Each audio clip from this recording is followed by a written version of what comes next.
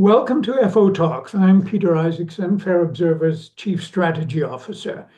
It's my immense pleasure to welcome back the talented opera and theater director, Emily Hehl. This is our third edition of a series of conversations we're calling The Culture of Culture.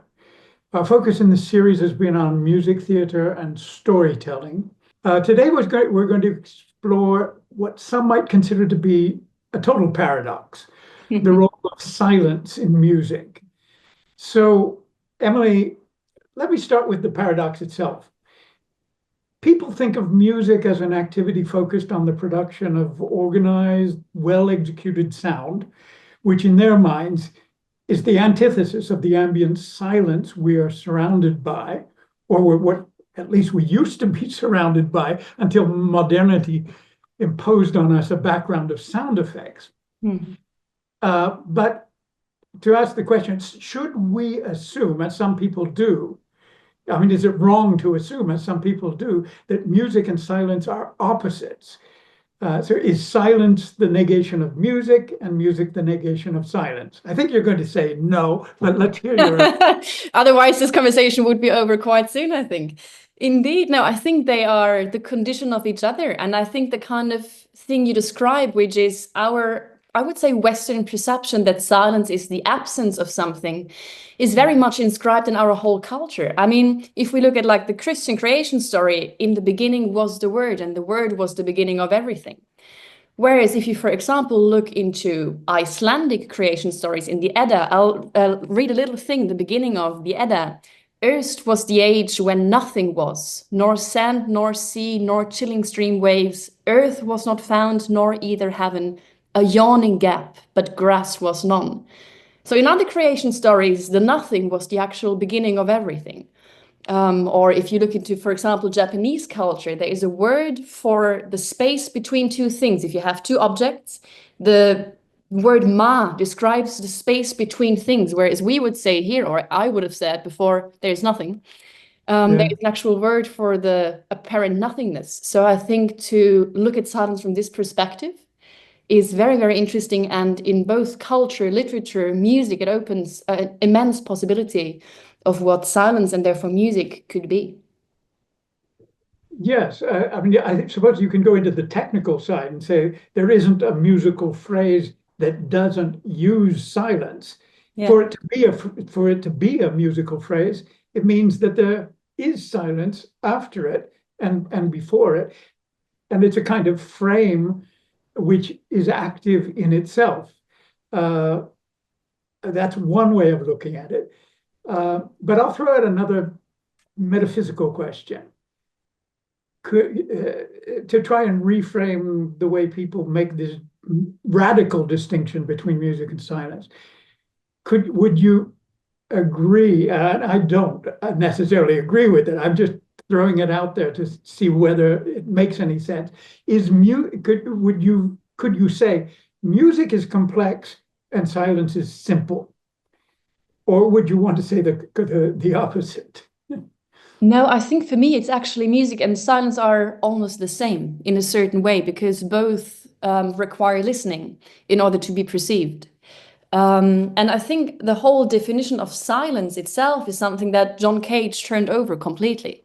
I mean, if we want to talk about music and silence, then John Cage is probably the first man to talk about with his famous composition that probably most listeners know, 433. But he didn't only compose... It means 4 minutes and 33 seconds. Exactly, yeah. Exactly. Of apparent silence, but what you will hear is that there is nothing as acoustic silence. I think it's important to talk about something like acoustic silence, the physical state of silence, and something we feel as silence, some kind of an inner silence. Because I think you can feel an inner silence in an acoustic, very loud city. Like I've just been to Asia, in Hong Kong and Korea, and I was shocked because wherever you go, there is loud music on the streets. Every speaker has some kind of music. It was like real cultural shock for me. But it felt quite empty at the same time because there was, for me, no purpose for this music or this sound at that point. So that was a very lively example of inner and outer silence not being the same kind of path.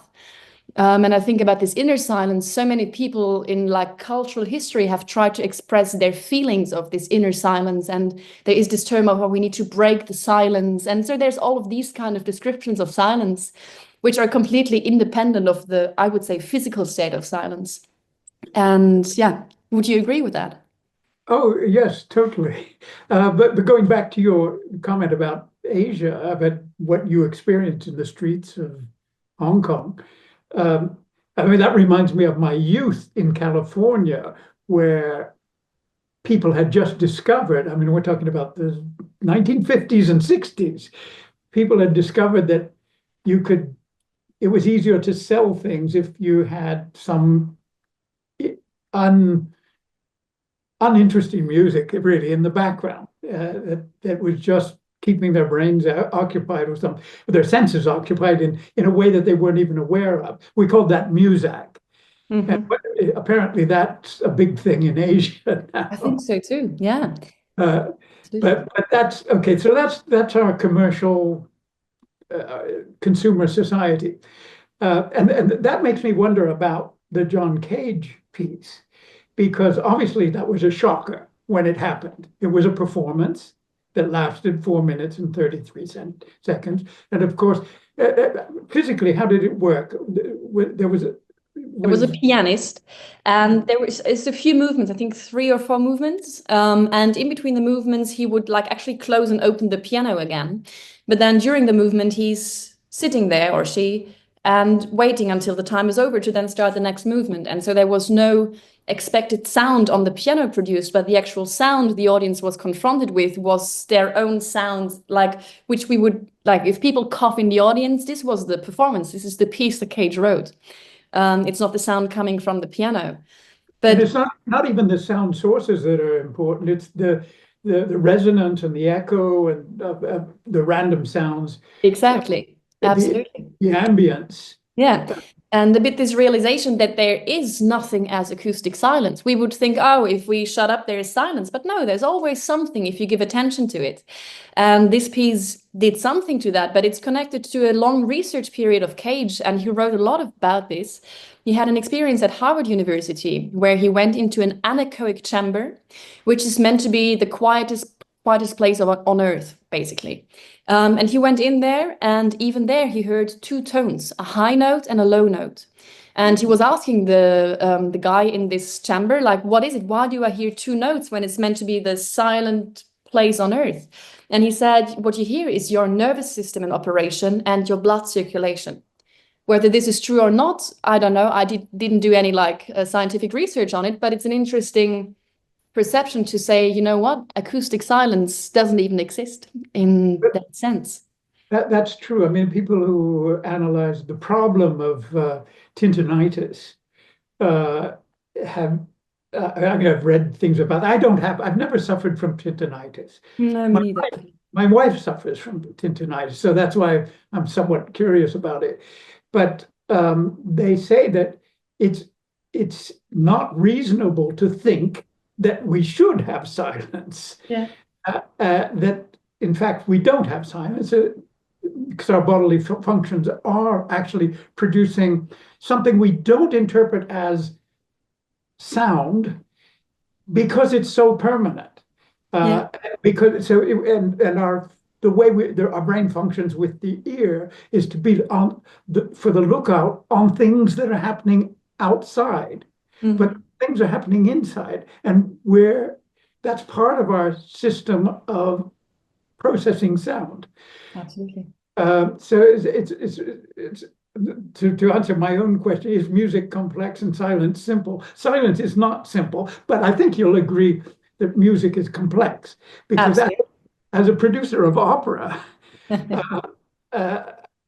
I mean, people who think about opera might say, well, this is very hypocritical of you to be talking about silence and music, because opera just inundates you and surrounds you with music that comes, first of all, from the orchestra, and then you've got the voices on top of it, and there is no...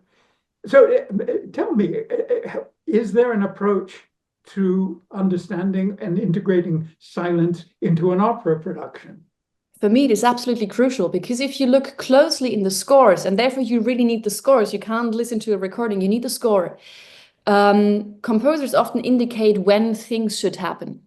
And mostly the actual important actions happen in silences. Like if you look at Bohème, for example, the moment where the candle goes out or the candle is being turned on, there is no music for it whatsoever.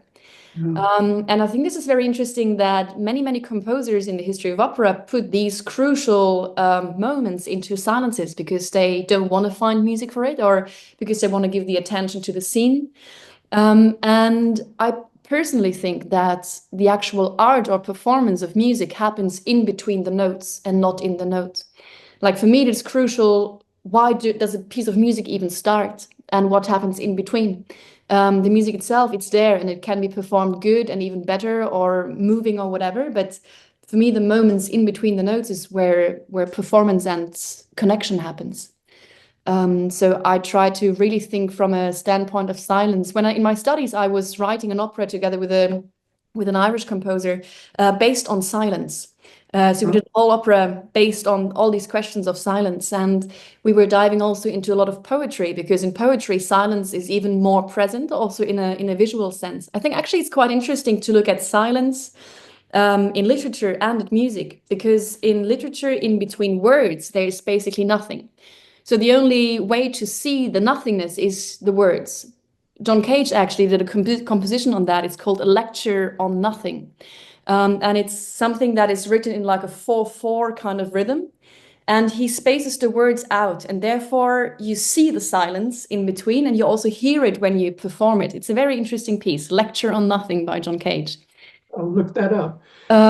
Yeah, it's beautiful, but then in contrary, in music, you have an actual sign system for rests. So I think that's the real opposite if you look at literature or music, how these art forms deal with silence. In music, it's considered a creative kind of state, whereas in at least Western literature, it's more like the gap, the missing bit. Well, you know the final words of Hamlet as he's dying on the stage. The rest is silence. It could be an example of interpreting musical notation, because the rest is silence. The rest, the notation. Never thought about that. Yeah. But that brings, because you quoted that passage from the Edda, and the Shakespeare. One of my favorite Elizabethan poems was written by, I don't know if you know, Thomas Campion, who was a poet and a musician. He was a composer. He was one of those great Elizabethan composers. That was the era of William Byrd or Orlando Gibbons, and Thomas Campion, who was also a poet. And I'll read the poem to you, and I think you'll appreciate it. Rose-cheeked Laura, come, sing thou. So he's asking her to sing. Sing thou smoothly with thy beauty's silent music, either other sweetly gracing. Now it's very Platonic. He develops in it's about beauty, but he sees the music as being silent and as being more expressive because it's silent. But I'll go further. Then he says, lovely forms do flow from consent divinely framed. Heaven is music, and thy beauty's birth is heavenly. So but then the next stanza is the one that I like the most. These dull notes we sing, discords need for helps to grace them. Only beauty, purely loving, knows no discord. And the idea, that it tells me a lot about, it reminds me so much, as a part-time musician myself, these dull notes we sing, discords need for helps to grace them. And when we study music, when I studied music in high school, I studied harmony, we were taught harmony. And we were taught, in the background was the idea that discords are bad. You have to avoid them. Yeah. And here's Thomas Campion, a fantastic musician. I think you'll love it. You should listen to some of his pieces. I will. Poet. and telling us discords. We need discords for helps to grace. So you construct harmony, and the discords are what puts something slightly out of joint, which makes you realize what you're listening to and the value of what is harmonic. And I think it's the same thing. That's what you were saying about silence is what makes the music become music. Yes, it's a beautiful, beautiful excursion. Thank you for that. And it reminds me also of, do you know George Oppen? Also a poet, American British, I think, who also in his poems, you can also, again, visually actually see the silence, but there's also all these unspoken things. I mean, if we then talk again about this inner silence, there's so many composers and poets who refer to that. I mean, even Wagner or Maeterlinck, Debussy, but then also contemporary, or like more contemporary composers like, I don't know, Luigi Nono. There is a whole list. The further we go in repertoire, the more important silence becomes. But already with Wagner, silence was a very, the roaring, the sounding silence was a very famous term for Wagner. Oh, really? I wanted to ask about Wagner because, yeah, I've always had a problem with Wagner. So do I. It's okay. I've always taken seriously the remark, sometimes attributed to Mark Twain, that goes. I was told that Wagner's music is better than it sounds, which is a great remark. But what impresses me with Wagner, because I've had a love-hate, mostly hate, but some love for Wagner, is that his ability to stretch things out and to avoid resolution, because music is based on, I mean, the whole harmonic principle is creating things that are harmonic sequences and then resolving. And yeah, there are classic ways of resolving from the dominant to the tonic and so on. But Wagner really pushed it as far as you could go. So it was as if he was holding off the silence as long as possible, but leading you to expect the silence. Yes, very true. He wrote about, like, his term is das tönende Schweigen, which again means that the silence is very much audible, actually. He used this term, I think, for Tristan. But so, yeah, I think just the concept of silence started long before John Cage in music. And I mean, of course, there is many composers who use silence as like material for composition, as also poets use silence as material for their literal composition. But I think if we talk about silence in music, there's so many other factors connected to it, because we've, in our first conversation, talked about the frames of perception of music, like our classical concert is based on silence. We talked about this back then, that there was this kind of reform revolution where, because in the past people were like just talking and chatting and eating and perceiving music at the same time, but there was a very strict moment in history where people said, and now we listen to music in silence. So I think silence in music is a lot more than just the composition, but the whole culture of perceiving and listening to music, which is beautiful, because I think if you question where this inner silence is coming from, it's usually a lack of resonance. Like the question, where do I need to say something in order for it to be heard, or in order for it to get a response? If we talk about breaking the silence, it doesn't, if there is some kind of a resonance, then you can eventually overcome this feeling of silence. And in order to create this, you need someone to listen, and therefore you again need silence. So I think silence can be something very, very important. I don't want to do a bit of silence bashing here. I'm a big fan of silence. But I think it's not as simple as we think it is. No. And I'll give you another example. I was explaining this to a colleague that I very much get unnerved, really, by the kinds of things I see now in the videos people produce on TikTok, and the short videos where people explain things. And they actually, the way they edit their films they edit out all the silence. So Yeah. after you get to the end of a sentence, and the next sentence has already begun. And I say, they're cheating, because silence is where we can digest the little pause, even a tiny pause between two sentences, and the sense of rhythm that you get when you're speaking, especially in a language like German or English. Yeah. Or Italian, not so much in French, but that rhythm is what allows us to process things. And then the rhythm at the end of a sentence, as I was saying about musical phrases as well, is where you can digest what you've just received. As we do at night as well. Moment. That is the most important moment. It is. And it makes me think as well about another aspect of music, which I actually worked on with some young Indians in India a couple of years ago, where we did some work for underprivileged Indians, and given the way they speak the Hindi language or any of the Indian languages, and then use that system of musical structure when they're speaking English, it makes it kind of difficult for English speakers to understand them.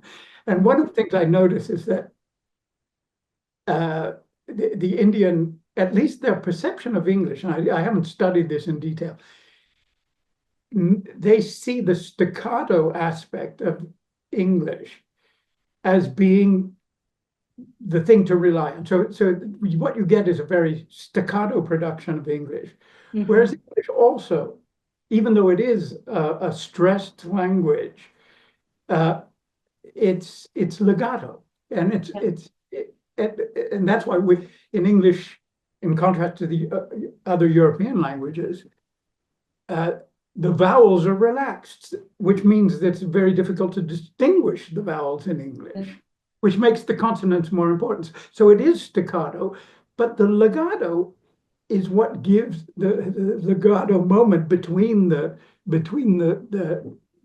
accents, is where things are processed. Yeah, I fully agree. And I think it's very interesting to, when traveling or when being abroad, to look at how a certain culture deals with silence, because it is so very different. And also what he said, like these resting moments, it's so crucial. But again, this is a way of looking at silence not as nothingness and the absence of something, but as something actually very valuable and necessary. And I think that's something that in at least the German or Western culture that I've experienced, this idea of silence is not very present. People are regularly afraid of silence. Yeah. Feel that it would be the lack of something. And I think in music, this is so substantially different that we can learn a lot from silence in music.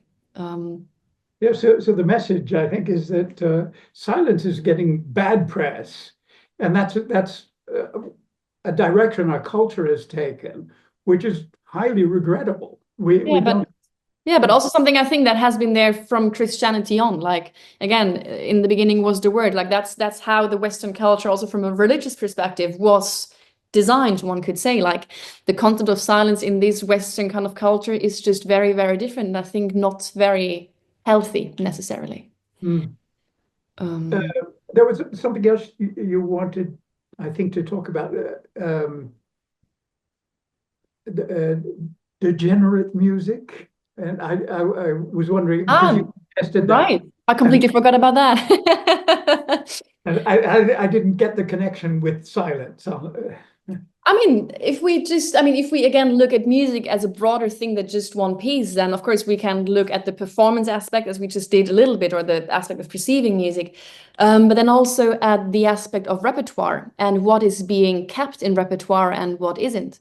In our last conversation, we were talking about Augustin Holmet, who's a basically forgotten composer.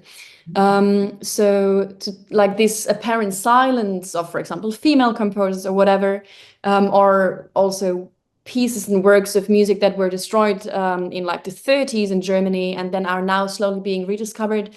I think that's very important as well, if we look at the repertoire of music that we're currently performing, to not assume that this is everything that has been there.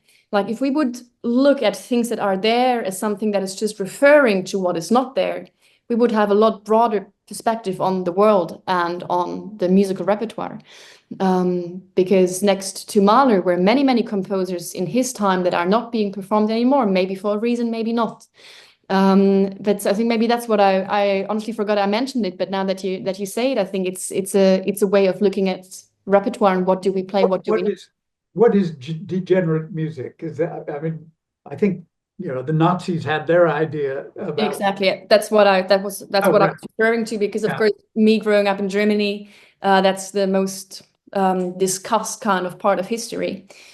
And this kind of silence that was created from such a big group of composers is astonishing. It is, yeah. But so this responsibility also to either revive these pieces or to keep things alive that are currently in the danger of being made silent, I think is another aspect of silence in music for sure.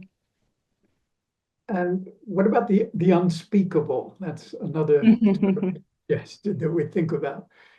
I think the unspeakable is a beautiful romanticized word we're using a lot, and that has been used a lot, especially in the 18th and 19th century, and that many composers of that time always refer to, also Wagner or Debussy. And I think it's something we all know, which is that we feel things which we seem to not be able to express. And music from time to time succeeds in expressing these things, or at least gets us closer to expressing things or feeling things. But I think the unspeakable is one of the most mysterious moments of silence. Yeah. So what do you mean by unspeakable? Because if we take it literally, it's something you cannot speak.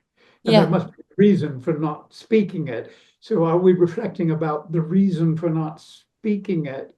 What characterizes it as unspeakable? I think that's very individual. I'm not even referring to this as like a personal experience. It's just in the research of this opera I did like a few years ago. We were talking, or we were doing a lot of research on silence also in culture. And for example, kind of people who experience things and they say they can't speak about it because it's too brutal. Or if you, for example, look at the poem Todesfuge, a very, very famous poem that Paul Celan was writing after his experience in the concentration camps. And he published this poem, and he was accused of speaking about things no one should be able to talk about. And he was accused for talking about it, because what happened back then in the 30s and 40s was something that was unspeakable. That no word could express, the horror. And I think that's something that is not only a description of this time, but about many, many things that happen to people that they say no word can actually describe what it means in a positive or in a negative sense. Wasn't it Adorno who said that? Exactly. It was Adorno, yeah. You could not, it was impossible to write poetry after the Holocaust. Exactly. Yes. And I don't agree with that, because I think everything is worth being talked about. And I think we're now even in a culture where we may be talking too much, where a bit more silence would be necessary, which then again refers to the thing we said before, which is that you need silence in order to hear something. Like, of course, if there's too much of this roaring silence, it's a very oppressing feeling. But if everyone is talking at the same time, no one will hear what is actually happening, and the inner silence won't be resolved, because there is no moment of resonance. And I think that's the whole thing about witness or witnessing or experiencing some kind of liberation of this unspeakable or inner silence, whatever we want to call it. Someone who listens to you is the most crucial thing. And therefore, I think listening is as important as speaking. And therefore, the silence is as crucial. Which is the point Cage was making, right? Exactly. And it occurs to me, in the case of 433, that he may have been doing several things at the same time. He was making a comment about music itself, what it is, and who we are as we listen to music. So it's about the act of listening.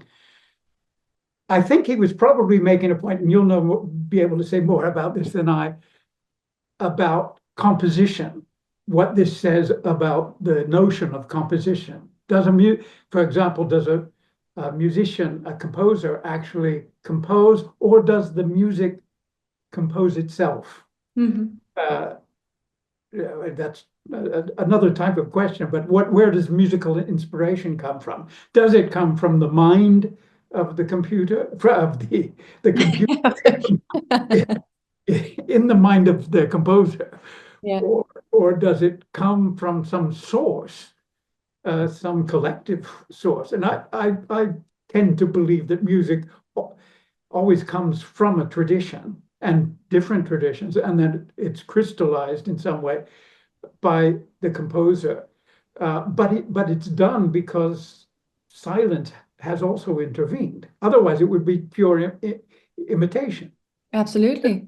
And then the third thing is, was Cage intending to make a comment about the consumer society? Will people pay for something that isn't produced, organized, and well executed?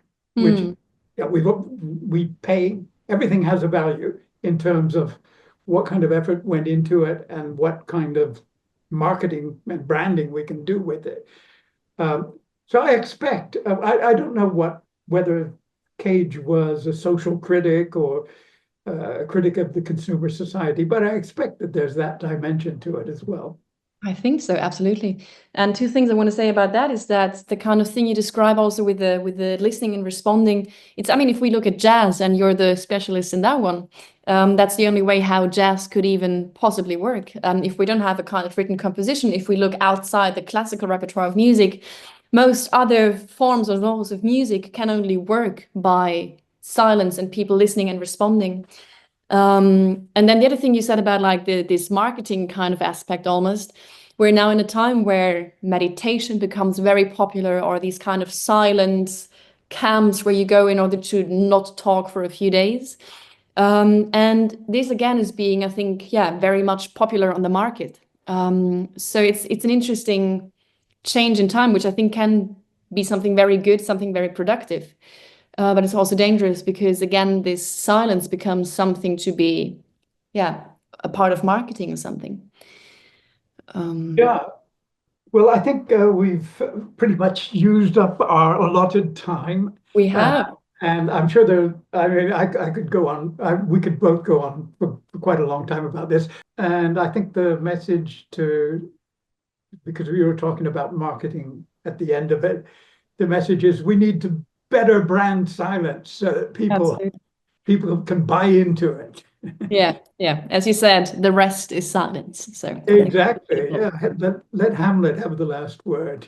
Absolutely. Thank you, Peter. Okay, thank you, Emily, and we look forward to the next meeting. Absolutely. Thank you. Join the conversation at Fair Observer and subscribe to our YouTube channel.